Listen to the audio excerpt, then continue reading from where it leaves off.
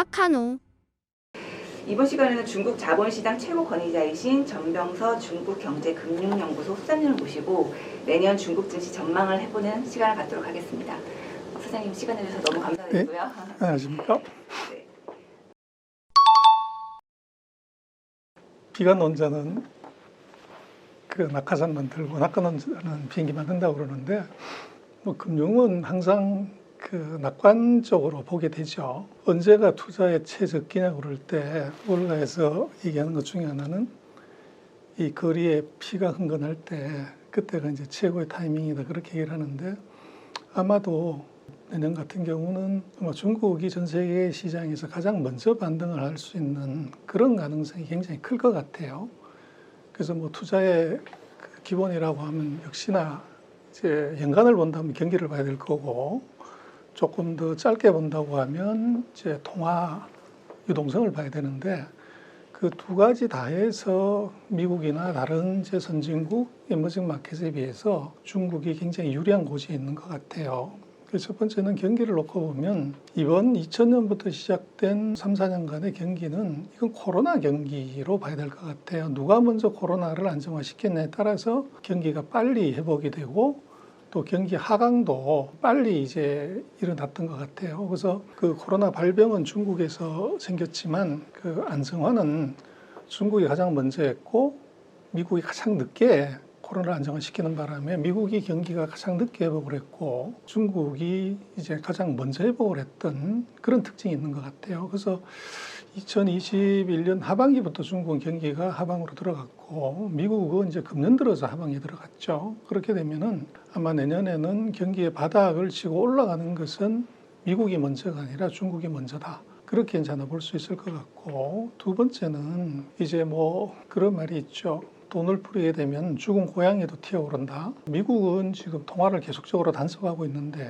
중국 같은 경우는 이제 물론 두 번의 오미크론 확산 사태가 있었어요. 4월에 있었고 이번 11월 달에 있었지만 그 통화를 8%대에서 지금 12%까지로 늘리고 있어요. 두 자릿수로. 그렇게 되면 중국이 뭐 금년도 GDP 성장률 한 3%에 물가 상승률 한 2% 한다고 하면 대략 5%에서 6% 정도의 돈을 푸는 것이 적정한데 12%를 푼다고 하는 것은 과잉유동성이 존재한다는 거죠. 물론 그 돈이 다 금융시장, 주식시장으로 흘러가냐 그건 아니지만 시장에 이제 자금의 여유가 생기기 시작을 한다. 그렇게 되면 시간이 문제지 풀어놓은 자금은 이제 금융시장으로 들어올 수 있는 그럴 가능성이 있는 것 같아요.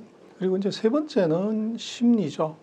그래서 최악의 심리가 이게 중요한데 개미가 시장을 선도하는 건 아니고요. 이제 큰 손이나 또는 경험이 많은 외국인들이 항상 이제 시장을 선도하게 되죠. 한국도 뭐 지난 20, 30년간의 경험에서 외국인들이 항상 그랬듯이 아마 중국 증시에서의 그 회복은 중국의 개미들 또는 중국 내부보다는 오히려 이제 외국인들이 주도해서 먼저 이제 선매수를 하고 거기에 이제 중국 기관 그리고 중국 개미가 따라오는 그런 현상일 것 같아요. 그래서 지금 뭐 한국이나 미국이나 중국이나 개미들이 거의 패닉 상태지만 최근 이제 한 두 달 사이에 동향을 보면 뭐 한국 언론에도 차이나런이 거의 도배를 하다시피 했지만 정확하게 팩트를 체크해 보면 이제 12월 달 들어서는 그 사이에 11월 달에 팔았던 것 이상으로 순매수로 전환을 했다는 것이죠. 그래서 이것이 이제 차이나런이 아니라 다시 백을 하고 있다는 것이 하나의 시그널이고 또 중요한 것 하나는 그 기업들이 중국에서 돈을 빼고 있냐가 중요할 것 같아요.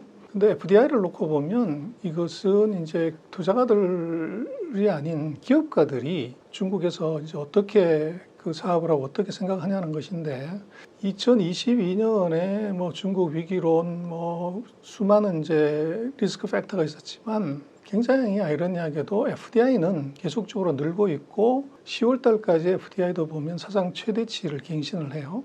외국인의 이제 투자, 주식 투자, 또 기업 투자 이것이 줄지 않고 있고 오히려 다시 이제 올라가고 있다고 하는 것 이것이 아마도 중국의 그 개미들에게 투자 심리에 반전을 가져오는 아마 계기가 될 가능성이 있어 보입니다.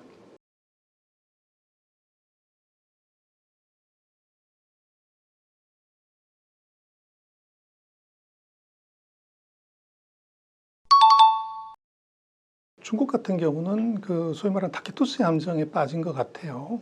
정부나 뭐 이제 그 리더들의 말을 국민들이 잘 믿지 않는 현상, 이제 이런 현상이 나타난 것 같고, 그래서 최근 3년간의 코로나 봉쇄를 갑자기 이제 풀었을 때 거기에 이제 멘붕이 온다? 그런 표현이 오히려 맞을 것 같아요.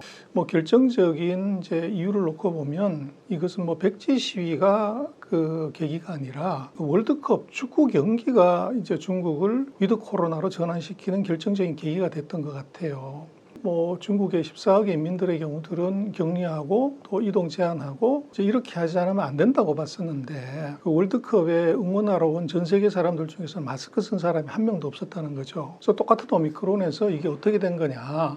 여기서 이제 정부 정책에 대한 그 신뢰가 이것이 이제 완전히 바뀌는 그런 계기가 이제 나타난 것 같고, 그래서 뭐 중국으로서는 이제 계기는 그거였지만 그 풀게 된 이제 동의는 백지 시위죠. 근데 이것이 뭐 외부의 어떤 이제 기관의 예측보다도 빨리 중국이 이걸 풀어버리는 이런 현상이 지금 나타난 거죠. 그러다 보니까 중국 자체에서도 이것이 긴가민가하는 그런 당황스러움이 하나 있고, 두 번째는 이제 뭐 오미크론이 그 중증화 정도는 낮지만 확산 속도는 뭐 5배씩 빠르기 때문에 급속도로 확산이 되는 것, 여기에 대한 공포들이 이제 존재하는 것 같아요. 그래서 정부는 풀었지만 개인들의 경우는 오히려 스스로 이제 그 공포 때문에, 감염의 공포 때문에 오히려 이동을 자제하는 그런 현상. 그게 이제 정부가 그 이동 제한을 풀더라도 이제 모빌리티가 확 회복이 안 되는 그런 이유가 근본적으로 있는 것 같고, 이번 위드 코로나 전환에서 결국은 최대 수혜가 뭐냐고 그럴 때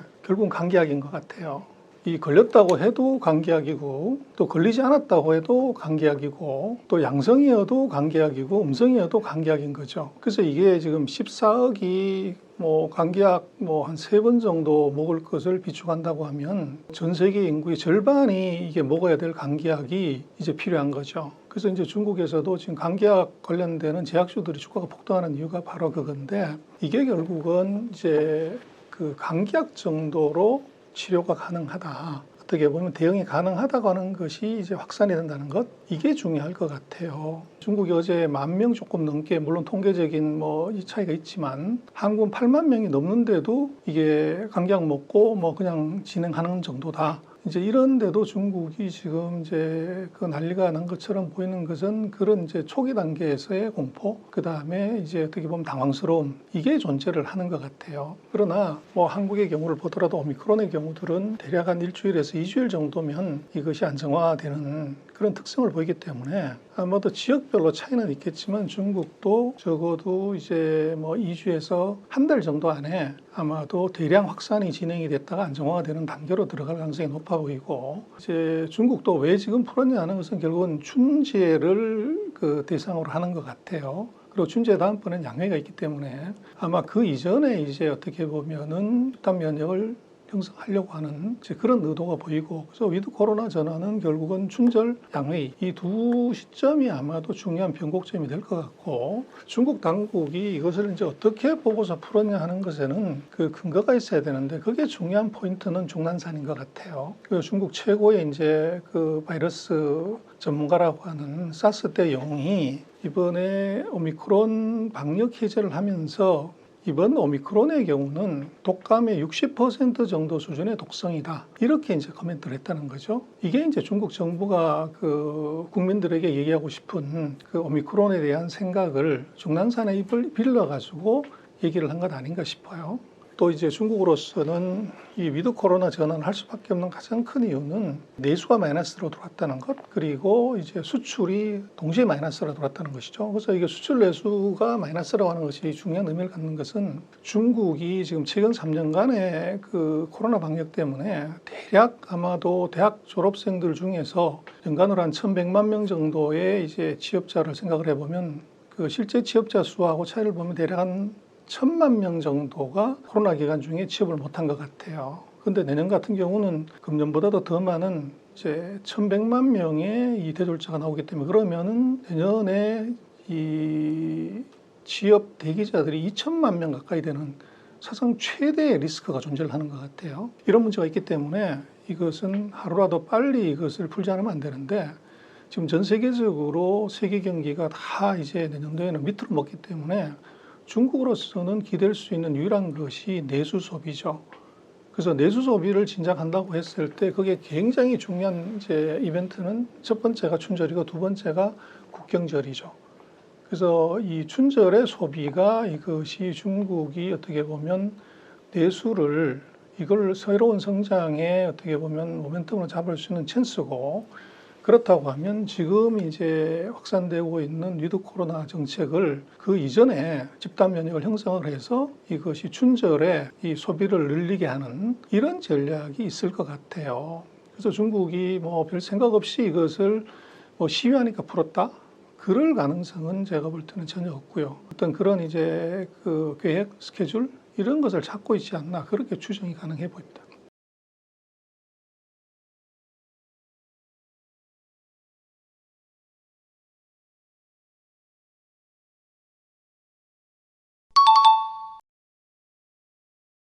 중국은 먹는 걸 갖고 하늘로 솟는다는 나라이기 때문에 그 이번 위드 코로나 수혜주는 그 오리하고 양한테 물어보면 될 것 같아요.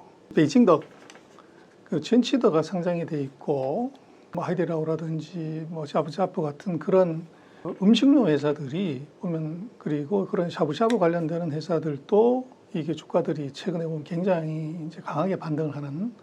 그래서 결국은 이제 모빌리티가 회복이 됐을 때 맨 먼저 하는 것이 외식.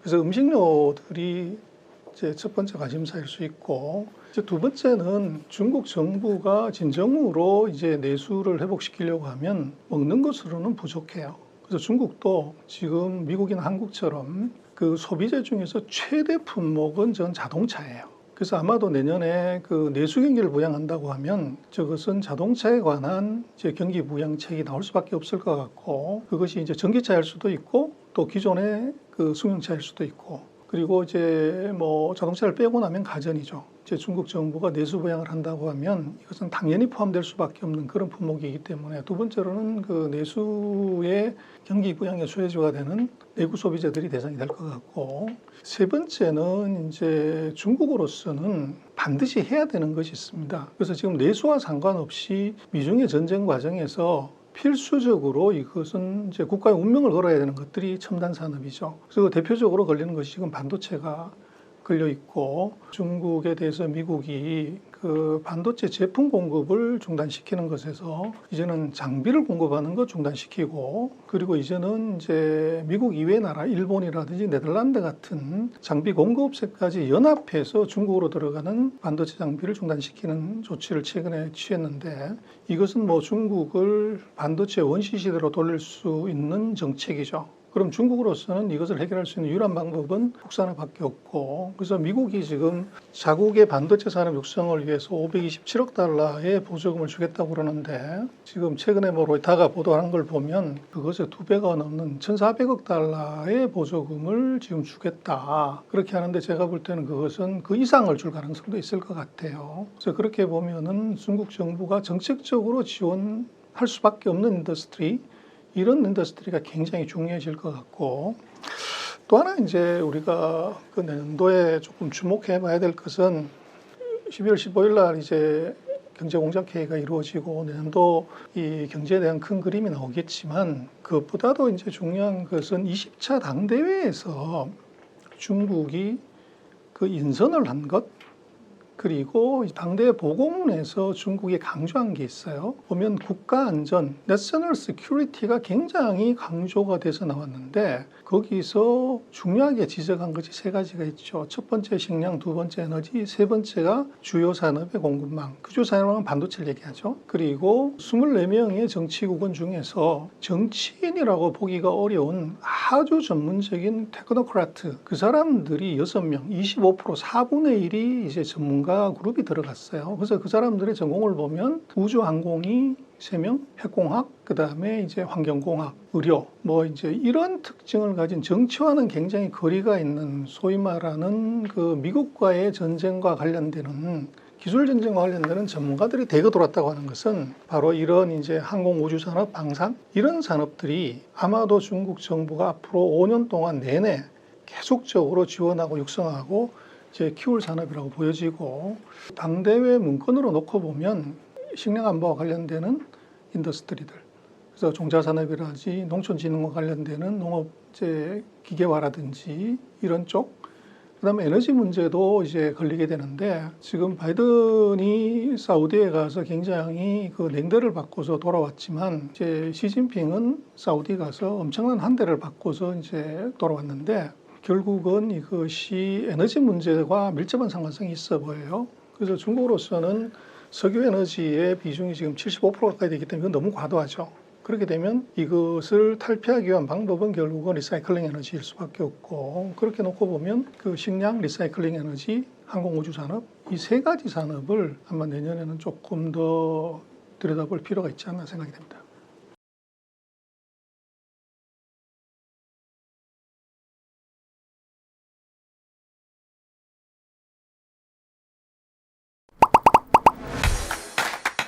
잠깐! 주식이 어렵다고? 하루 10분 감을 보면 성공 투자에 감이 잡힌다. 투자 정보가 한눈에 감을 통해 해외 주식의 감을 잡아보세요.